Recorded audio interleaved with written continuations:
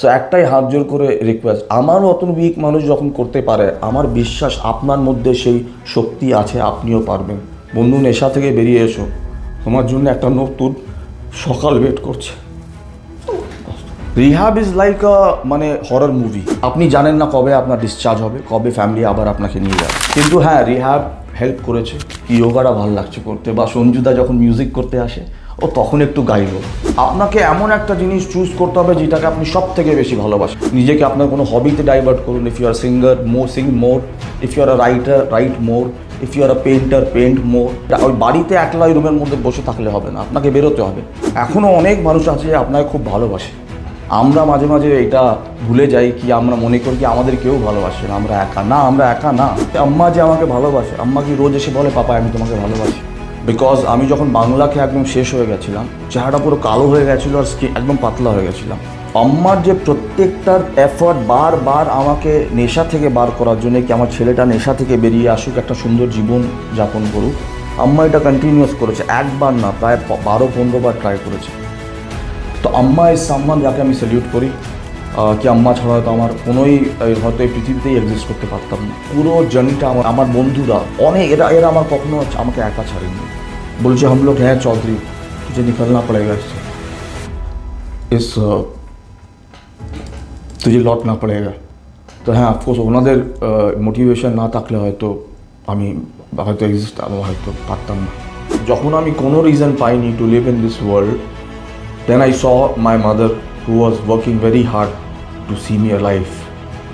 তখন আস্তে আস্তে my mom, my niece, my nephew Ayana, Maya, Izu, for them I saw a new light কি না আমাকে আবার বেরোতে হবে এই ফেজটা থেকে, ডার্ক ফেজ থেকে বেরিয়ে। আমি যারা আমার পাত্তাই দিচ্ছে না, আমার ব্যাপারে চিন্তাই করছে না, তাদের জন্য আমি নিজের জীবনটা ওয়েস্ট করব? এত হলো আমার জীবন। আমার জীবন অনেক valuable, it's a very valuable life. So friends, never give up, fight fight রে মন বলে क्या সুমনদা। ও মুসাফির, ও মুসাফির, ও মুসাফির, ও মুসাফির মত ঘবরা, एक और दिन चलना होगा रे, एक और दिन जलना होगा। আজকে আপনাদের সামনে একটা বিষয় নিয়ে এসেছি, যে বিষয় নিয়ে পডকাস্ট করছি সেটা হচ্ছে নেশা মুক্তি পাবার বা নেশা থেকে মুক্তি পাবার সহজ উপায় বা পদ্ধতি কি। আমরা আজকে, আমাদের সঙ্গে আছে ইমরান। ইমরান আপনার অলরেডি নেশাতে থাকতো এবং বিভিন্নভাবে নেশায় আকৃষ্ট হয়ে কিছুদিন রিহাবে ছিল, তারপর সেখান থেকে সে মুক্তি পেয়েছে। নেশা থেকে মুক্তি পাওয়ার পর আমরা চাইলাম যে মানুষ যাতে নেশা না করে, সেটাই তাদেরকে আমি সাজেস্ট করব। যদি কেউ নেশাতে আছে, নেশা বিভিন্ন ধরনের হতে পারে, কখনো হতে পারে এটা ভালোবাসার নেশা, মাদক জাতীয় দ্রব্যের নেশা, বা কোনো সেবন কিছু নেশা, বিভিন্ন ধরনের নেশা হতে পারে। এই নেশা থেকে সহজে মুক্তি পাবে কিভাবে, এই বিষয় নিয়ে আমরা আজকে কথা বলবো। আমাদের সঙ্গে আছে ইমরান ভাই। তো ইমরান ভাই, আমি আপনার কাছে যেটা জানতে চাই সেটা হচ্ছে এই যে নেশা মানুষ বিভিন্ন ভাবে আসে। আমরা প্রথমে আপনার ব্যাপারে জানতে চাই যে আপনি নেশাটা কিভাবে শুরু করলেন, কত বছর বয়স থেকে আপনি নেশাতে চলে গেছিলেন? সুমনদা, আমার ক্লিয়ারলি মনে আছে, আমি যখন ক্লাস 7-এ ছিলাম তোমার, তখন একটা ভাই, কাজিন ভাই, আমাকে জুতে নিয়ে গিয়ে সিগারেট খাইয়েছিল। ওইটা আমার প্রথম স্টেপ ছিল টুয়ার্ডস নেশা। তারপরে আস্তে আস্তে উইথ টাইম আমি অ্যালকোহলে চলে গেলাম অনেক বেশি তোমার, তারপরে উইড, যেটা আমরা জানি। তো নেশা 24 ঘন্টায় থাকাটা আমার জীবন হয়ে গেছিলো। মনে হতো কি, ভয় পেতাম কি যদি নেশা করবো না তাহলে হয়তো মিনিটটা বা ওই ঘন্টাটা পেরোনো মুশকিল হবে। তো নেশাতে ওই ঘোরে থাকতাম, ওই আনন্দে থাকতাম, কেটে যেত। কিন্তু যখন ওইটা আউটবাস্টের দিকে, এক্সট্রিম দিকে যাওয়া শুরু হলো, যেখানে আমি চিল্লাচিল্লি করতাম, গালাগালি করতাম, নিজে কিছু বুঝতে পারতাম না, খুব ট্রিগার হয়ে রিয়্যাক্ট করতাম, তো বিহেভিয়ারটা খুব এক্সট্রিম হয়ে গেছিলো। তখন বাড়ির ফ্যামিলিতেও সবাই বললো কি তোমার একটু ব্রেক নেওয়া উচিত এই নেশা থেকে, নাহলে তুমি তো পাগল হয়ে যাবে, মানে রাস্তায় ঘুরে বেড়াবে। তো ব্রেক নিয়ে অ্যাটলিস্ট নিজেকে একটু গুছিয়ে নিয়ে আসো, ভালো একটু সুস্থ হয়ে বাড়িতে এসো। আমি যেটা আপনার কাছে জানতে চাই সেটা হচ্ছে আপনি যে নেশা, আমরা যে নেশার কথা বলছি, জি। সেই নেশাটা হচ্ছে কি আপনি কি কি ধরনের নেশা করতেন সেটা যদি একটু বলেন। সুমনদা অফকোর্স মানে গুটকা, তারপরে তোমার সিগারেট, বেশি উইড, তার আগে চলে গেছিলাম অ্যালকোহলে। কি এমন একটা, I feel very bad to say, আমার খুব খারাপ লাগছে কি আমাকে এটা বলতে হচ্ছে, কিন্তু আমার যা ফ্রেন্ডস যারা অলরেডি নেশার থেকে ফাইট করছেন একটা নর্মাল লাইফে আসা, তাদের জন্যে কি নেশার এমন লেভেলে আমি চলে গেছিলাম যেখানে আমি দাদা বলে যে বাংলা পাওয়া যেত দোকানে 50 টাকা, তোমার সেটা কিনে কিনে সকালে খেতাম, চোখ খুলেই আমি ঠেকে চলে যেতাম, দাদা কিনতাম খেতাম, আবার খেতাম, এমনি 2-3টে বোতল খেতাম, ওটা পুরো অ্যাসিডের মতন টেস্ট পুরো। এটা তো আপনার এই যে মানে যখন খেতেন তখন আপনার একটু কোনো কষ্ট ফিল হতো না যে এত খারাপ জিনিস, টেস্ট ভালো নয়, তারপরেও কেন খেতেন? এইটা অদ্ভুত সুমনদা, এর না পারফেক্ট আনসার আমার কাছে নেই। আমি জানি এটা খুব অ্যাসিডের মতন টেস্ট হচ্ছে আর পুরো এটাকে মনে হচ্ছে একদম একদম শেষ করে দিচ্ছে, বাট তাও আমি শেষ করতাম, মানে বমি করার ইচ্ছে হচ্ছে কিন্তু দাদা হাত থেকে ফেলার ইচ্ছে হচ্ছে না, এতটা লেভেল অফ ডিপ্রেশন বলবো বা উইকনেস বলবো জানি না কি চলে গেছিলাম। তখন আম্মা the only saviour in my life. তখন আমি আবার রিহ্যাবে গিয়ে ট্রিটমেন্ট নিলাম, অনেক দিন ট্রিটমেন্টে ছিলাম। তারপরে একদিন হঠাৎ করে যখন আমি নিমহ্যান্সে ঘুরে এমনি হাঁটছি, হঠাৎ করে আমার মাথার মধ্যে এলো কি আম্মা আমার পিছনে প্রচুর টাকা খরচা করেছে আমার ট্রিটমেন্টের জন্য, which is my lack of responsibility, my lack of. আমি আরেকটা জিনিস জানতে চাই, এটা আপনার কাছে পরে আসবো, যেটা মেন জানতে চাই যে আপনার এই রিহাবের লাইফটা কেমন ছিল, কেমন কাটতো? রিহ্যাব ইজ লাইক মানে হরর মুভি, মানে রিহ্যাবের মধ্যে আপনি যেই গেলেন না একটা দরজা বন্ধ হয়ে যায়, আর ওই ওই ওই যতটা জায়গাটা ওই জায়গার মধ্যে আপনাকে কাটাতে হবে। আপনি জানেন না কবে আপনার ডিসচার্জ হবে, কবে ফ্যামিলি আবার আপনাকে নিয়ে যাবে। ততদিন একটা প্রশ্ন থাকে আমাদের রিহ্যাবে কি আমরা বাড়ি কবে যাব, একটা থাকে। কিন্তু রিহ্যাবের মধ্যে অফকোর্স আপনি কোনো অ্যাডিকশন আপনাকে দেবে না, কোনো যেই নেশা নিয়ে আপনি রিহ্যাবে ট্রিটমেন্টের জন্য এসেছেন সেই নেশা আপনার থেকে দূরে হয়ে যাবে। অনেক সময় সিগারেট অ্যালাউ করে রিহ্যাবে, ওইটা খুব যারা একদম কন্ট্রোল করতে পারে না তাদেরকে, তাও তাও প্যারেন্টস থেকে পারমিশন নিয়ে। প্লাস রিহ্যাবে আপনার অনেক রকমের ক্লাসেস হয়, মিউজিক ক্লাস হয়, ড্রয়িং ক্লাস হয়, ক্রাফটের উপরে ক্লাস হয়, যোগা হয়, যেটা আমাকে খুব পার্সোনালি টাচ করেছে যোগা। বিকজ যোগা করে ওই একটা জিনিসের জন্য ওয়েট করতাম রিহ্যাবের ভিতরে, যে বেডে যখন শুয়ে থাকতাম কি যোগাটা ভালো লাগছে করতে, বা সঞ্জুদা যখন মিউজিক করতে আসে ও তখন একটু গাইব। কিন্তু হ্যাঁ রিহ্যাব হেল্প করেছে, ওই যে সময়টা থেকেছে। অনেকবার রিল্যাপস হয়েছে সুমনদা তোমার, এমন নাকি প্রথমবারে গিয়ে আমি শুধরে গেছি, অনেকবার রিল্যাপস হয়েছে। আমি একটা কথা জানতে চাই, ব্যাপারটা হচ্ছে অনেকেই হয়তো রিহাবের ব্যাপারটা জানে না বা রিহাব বিষয়টা বোঝে না, কিন্তু অনেকেই নেশা থেকে বেরোতে পারছে না। সাধারণত যারা গ্রামের ছেলে, সাধারণ মানুষ, তাদের কাছে রিহাবের টাকা এফোর্ড করার মতো হয়তো সাধ্য নেই, তো তারা কিভাবে আস্তে আস্তে এটা থেকে বেরিয়ে আসতে পারে, আপনার কি মনে হয়? আমার মনে হয় অনেক সময় আমরা যখন নেশা করি, আমরা নিজের ডিসিশনে নেশা করি কি আমি নেশা করব, আমাকে কেউ আটকাতে পারবে না, আটকাতে চাইলেও আমি এখান থেকে ওখান থেকে চেয়ে ঠিক নেশাটা করব।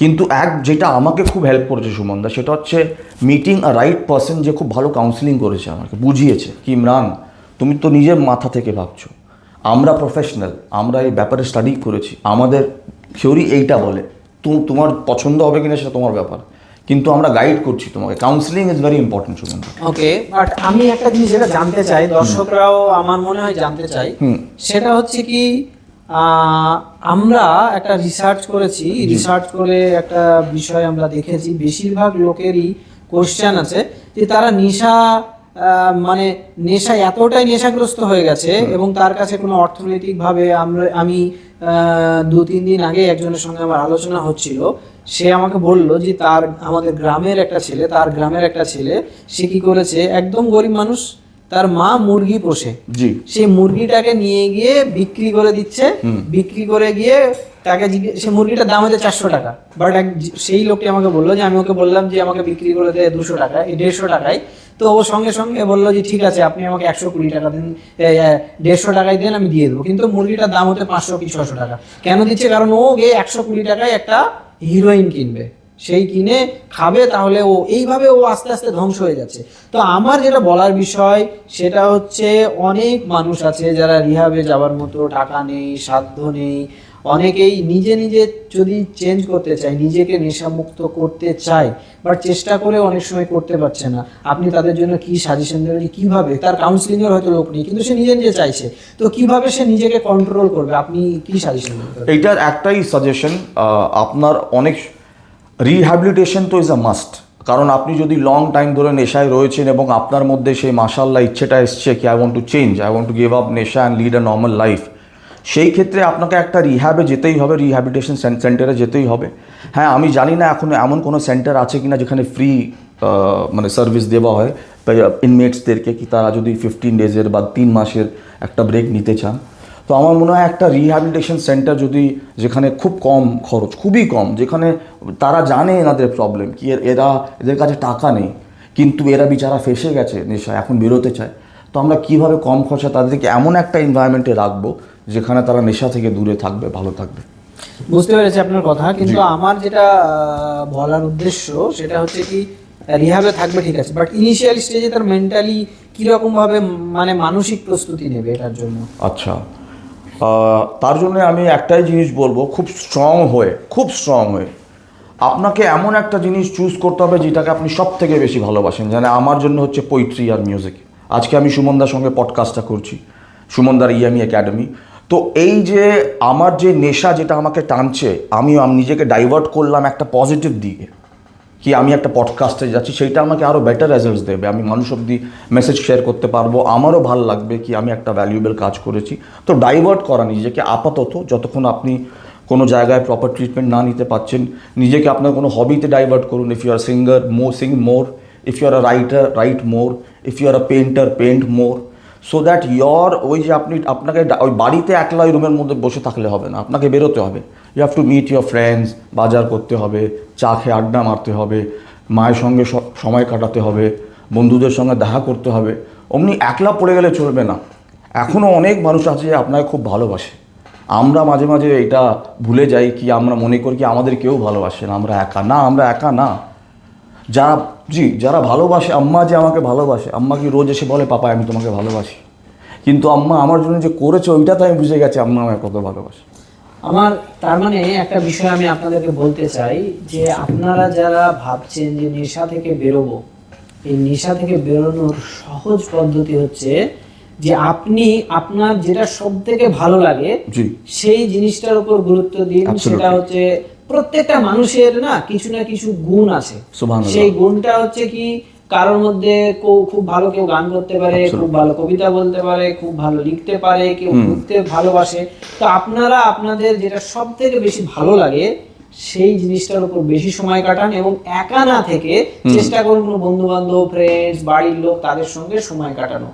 এখন আমি আপনাকে যেটা জানতে চাই যে আপনার যে এই জার্নি রিহাব থেকে বেরোনো এবং তার সঙ্গে সঙ্গে পুরো নেশা থেকে দূরে থাকা, এই জার্নিতে আপনাকে কারা কারা সহযোগিতা করেছে এবং কিভাবে করেছে? সুমনদা, 2 হাত উঠিয়ে বলবো আম্মা। বিকজ আমি যখন বাংলাকে একদম শেষ হয়ে গেছিলাম, চেহারাটা পুরো কালো হয়ে গেছিলো আর একদম পাতলা হয়ে গেছিলাম, আম্মা তখন যদি আমাকে রিসারাকশনে না ভর্তি করতো ট্রিটমেন্টের জন্য, তো হয়তো আমার আরও বাজে অবস্থা হতো। আম্মার যে প্রত্যেকটার এফর্ট বারবার আমাকে নেশা থেকে বার করার জন্য, কি আমার ছেলেটা নেশা থেকে বেরিয়ে আসুক, একটা সুন্দর জীবন যাপন করুক, আম্মা এটা কন্টিনিউয়াস করেছে, একবার না প্রায় 12-15 বার ট্রাই করেছে। তো আম্মা ইজ সামওয়ান যাকে আমি স্যালিউট করি, কি আম্মা ছাড়া হয়তো আমার কোনোই হয়তো এই পৃথিবীতেই এক্সিস্ট করতে পারতাম না। আম্মার জন্যই আজকে অ্যাকচুয়ালি একটু হেলদি হ্যাপি আছি। আর হচ্ছে কেয়ার গিভার্স যাদেরকে আম্মা রেখেছিলেন আমার খেয়াল রাখার জন্য, অ্যালফ্রেড ভাই, ভগীরাজদা, এরা এমন ফেজে ছিল যেখানে মানে আমি একটা বাচ্চার মতন হয়ে গেছিলাম। অ্যালফ্রেড ভাই সকালে আসতো আমার সঙ্গে দেখা করতে, আমার সঙ্গে গান করতেন, আমাকে গান শোনাতেন এবং আমাকে মাঠে নিয়ে যেতেন। उन्हीं একবার मदर मेरी সামনে ক্যান্ডেল আমাকে চলিয়ে ইমরান ভাই हम लोग ক্যান্ডেল জ্বালাতে। তো হ্যাঁ, অল দ্য কেয়ার গিভার্স যারা এসেছিলেন আমার জার্নিতে, অ্যালফ্রেড ভাই, ভগীরাজদা, রানা, আম্মা, এনারা পুরো জার্নিটা আমার সঙ্গে আমার বন্ধুরা, বিকাশ, রাজেশ, অনেক এরা আমার কখনো আমাকে একা ছাড়েনি। বলছে हम लोग हैं चौधरी, तुझे निकलना पड़ेगा इससे, तुझे लौटना पड़ेगा। তো হ্যাঁ, অফকোর্স ওনাদের মোটিভেশন না থাকলে হয়তো আমি হয়তো এক্সিস্ট হয়তো পারতাম না। দেখুন, আপনারা বুঝতেই পারছেন যে কতটা ইমোশনাল বিষয়। সে নিজে বেরিয়ে আসার পর সে ইমোশনাল হয়ে যাচ্ছে। যাই হোক, বিষয়টা হচ্ছে আমাদের সমাজ, আমাদের দেশ, এই জায়গা থেকে আমাদেরকে বেরিয়ে আসতে হবে, কোনো না কোনোভাবে বেরিয়ে আসতে হবে। সেই জায়গাটা হচ্ছে কি, আমাদেরকে যে করেই হোক না কেন, আমাদের বাড়ির পাশের যারা ছেলে, এটা আপনার নৈতিক দায়িত্ব যে কেউ যদি এরকম এই অবস্থায় আছে তাহলে তাকে বের করতে বা তাকে নেশা থেকে দূরে রাখার জন্য আপনাদের সবাইকে সহযোগিতা করা অবশ্যই অবশ্যই খুব গুরুত্বপূর্ণ আমি মনে করি। যারা যারা এরকম স্টেজে আছে, আপনারা ভিডিওটি শেয়ার করে তাদের সবার কাছে পৌঁছে দিন বিষয়টা, যে তারাও জানুক যে এখান থেকে বেরিয়ে আসা সম্ভব। কারণ জীবন আপনার শুধুমাত্র নেশা করার জন্য নয়। আপনাকে আল্লাহ বলেন, যারা যে ধর্মে বিশ্বাসী, সেই ধর্মের সে ভগবান বলুক না কেন, যে ধর্মে বিশ্বাসী মানুষ আছেন না কেন, আপনাকে সৃষ্টি করা হয়েছে কোনো বিশেষ একটা উদ্দেশ্যে। তো আপনি আপনার মধ্যে অফুরন্ত জ্ঞান, আপনার মধ্যে অফুরন্ত একটা শক্তি আছে, সেই শক্তিকে কাজে লাগিয়ে নিজে প্রতিষ্ঠিত হন এবং তার সঙ্গে সঙ্গে সবাইকে প্রতিষ্ঠিত হওয়ার জন্য সহযোগিতা করুন। একদম শেষ পর্যায়ে আমরা এসে গেছি। ইমরান ভাই, আমি আপনার থেকে যেটা জানতে চাই, আপনি তো এই জায়গা থেকে বেরিয়ে এসেছেন, কতটা খারাপ দিন, কতটা কি অবস্থায় ছিলেন, সেখান থেকে যে আপনি বেরিয়ে এসেছেন, আপনি যারা এই অবস্থায় আছে তাদের জন্য কি বার্তা দিতে চান? আমি সুমনদা একটাই কথা মন থেকে বলতে চাই আমার প্রত্যেকটা ফ্রেন্ডসকে যারা এই পডকাস্টটা দেখবেন, কি যখন আমি কোনো রিজন পাইনি to live in this world, then I saw my mother who was working very hard to see me alive. তখন আস্তে আস্তে my mom, my niece, my nephew Ayana, Maya, Izu, for them I saw a new light, কি না আমাকে আবার বেরোতে হবে এই ফেজটা থেকে, ডার্ক ফেজ থেকে বেরিয়ে। আমি যারা আমার পাত্তাই দিচ্ছে না, আমার ব্যাপারে চিন্তাই করছে না, তাদের জন্য আমি নিজের জীবনটা ওয়েস্ট করব? এত হলো আমার জীবন অনেক valuable, it's a very valuable life. আর আমি এইভাবে শেষ করতে পারি না এটাকে। I should not give that right to myself. If I love myself, then I should live the best life I want to live. So friends, never give up, fight, but live the life you deserve, a happy life, a peaceful life with your family, friends and this beautiful world. Thank you. আপনাদেরও সবাইকে ধন্যবাদ, আপনারা অনেক সময় দিলেন আমাদের সঙ্গে পডকাস্টটা দেখার জন্য। আমরা চাই আপনিও মন থেকে এই ভিডিওটি শেয়ার করে সবার কাছে, কারণ আপনার একটা শেয়ার, আপনার এই ভিডিওটা শেয়ার করার ফলে হয়তো এমন একজন আছে যে কাউকে বলতে পারছে না যে নিজে থেকে সে নেশা থেকে বেরিয়ে আসতে চায়, কিন্তু সে হয়তো সম্মানের ভয়ে বা কোনো ভয়ে সে বলতে পারছে না। আপনার এই ভিডিওটি শেয়ার করার পর সে যদি দেখতে পায়, তাহলে পারে কিন্তু তার জীবন পরিবর্তন হতে পারে। আর সেই জীবনে যদি তার জীবন পরিবর্তন করতে আপনি এই ছোট্ট যদি ভূমিকা রাখেন, তাহলে কিন্তু আপনার অবশ্যই এর উদ্দেশ্যে আপনি এই পৃথিবীতে অনেক ভালো কিছু পাবেন আমি মনে করি। শেষ পর্যন্ত ভিডিওটি দেখার জন্য আপনাদের সবাইকে অনেক অনেক সুমনদা, ধন্যবাদ। লাস্ট একটা জিনিস বলবো, আটকাতে পারছি না নিজেকে, কি বন্ধুরা তোমাদেরকে হাত জোর করে একটা রিকোয়েস্ট, কি আমার মতন যখন একটা উইক মানুষ, আজকে 24 আওয়ার্স আমি নেশায় থাকতাম, কিন্তু এখন আমি নেশা থেকে একদম দূরে, ক্লিন লাইফ, অফিস যাই, অফিস থেকে ফিরি, আরও ভালো কাজ খোঁজার চেষ্টা করছি, আরও ভালো করতে চাই, ওয়েলদি হতে চাই, হ্যাপি হতে চাই, ম্যারিড হতে চাই। সো একটাই হাত জোর করে রিকোয়েস্ট, আমার অতন উইক মানুষ যখন করতে পারে, আমার বিশ্বাস আপনার মধ্যে সেই শক্তি আছে, আপনিও পারবেন। বন্ধু, নেশা থেকে বেরিয়ে এসো, তোমার জন্য একটা নতুন সকাল ওয়েট করছে। দেখেন, আমিও ওনার কথা শুনে ইমোশনাল হয়ে গেলাম। সে নিজে বেরিয়ে এসেছে, আপনাদেরকেও চাইছে যে আপনারা নেশা থেকে বেরিয়ে আসুন। তো অবশ্যই আবার কোনো এপিসোড নিয়ে ইমরান ভাই নিজেই আসবে, কারণ ইমরান ভাইয়ের এই পডকাস্টগুলো করার প্রধান উদ্দেশ্য হচ্ছে, ইমরান ভাই আমাকে বলেছিল যে ভাই, আমরা একটু পডকাস্ট করে লোকের বা মানুষের কাছে যারা এরকম ফেজে আছে তাদেরকে আমরা বের করে নিয়ে আসতে চাই। এই উদ্দেশ্যে করা, আমাদের এখান থেকে কোনো উদ্দেশ্য নেই। আমাদের একটাই উদ্দেশ্য, যেন আমাদের সমাজের প্রত্যেকটা ছেলে কাজের প্রতি ফোকাস দেয়, কাজ করে তারা সমাজে প্রতিষ্ঠিত হতে পারে। এটাই আমাদের প্রধান লক্ষ্য। আপনারা ভালো থাকবেন, সুস্থ থাকবেন। সুমনদা, লাস্টে গানটাকে শেষ করি। হ্যাঁ, আমাদের শেষে ইমরান ভাই একটা ছোট্ট, কারণ ওনার হবির মধ্যে গান করাটাও একটা হবি, একটা ভালো গান করে আপনাদেরকে একদম জি। শেষ করব, তার আগে ওনার গানটা দিয়ে শেষ করব। আচ্ছা, এবার বন্ধুরা অনেক অনেক ইমোশনাল হয়ে গেছিলাম, অফকোর্স, বিকজ আমি মনে করি we are not a machine, আমাদের কাছে হার্ট আছে। সো হার্টটা মাঝে মাঝে না নিজেই কেঁদে ফেলে, আপনিও বুঝতে পারবেন, হঠাৎ করে আপনার চোখে জল চলে আসবে, হয়তো এমন জিনিস টাচ করে। সুমনদা is a very good singer, যেমন সুমনদা নাদ ভালো পড়েন, তেমন আজান ভালো, তেমন সুমনদার বাউল গানগুলো ভালো। মানে যখনই অফিসে আসি মনে হয় সুমনদা আমাকে দেখে বোধহয় হঠাৎ করে ওনার বাউলটা জেগে ওঠে আর উনি গান। তো আমি সুমনদাকে রিকোয়েস্ট করবো, first of all thank you so much সুমনদা for giving a platform like this through EME academy, কি আমরা এই পডকাস্টটা আজকে করছি সুমনদা। জানি না আগে বন্ধুদের ছুতে পারবো কি না জীবনে, কিন্তু এই পডকাস্ট দিয়ে যাতে অনেক মানুষকে লাইফকে টাচ করতে পারি এটাই। তো আমি রিকোয়েস্ট করো তুমি একটা ধরো, একটা গান ধরো, 2 লাইন প্লিজ। আমি তারপর একটা 2 লাইন গিয়ে উইল এন্ড ইট। মিলন হবে কত দিনে আমার মনের মানুষের সনে, সবাই আমার মনের মানুষের সনে মিলন হবে কত দিনে, মিলন হবে কত দিনে আমার মনের মানুষের সনে, আমার মনের মানুষের সনে। चल पड़ी है राहें बत्ते मुस्काए, आसमां फैला जमी गाए, मन बोले क्या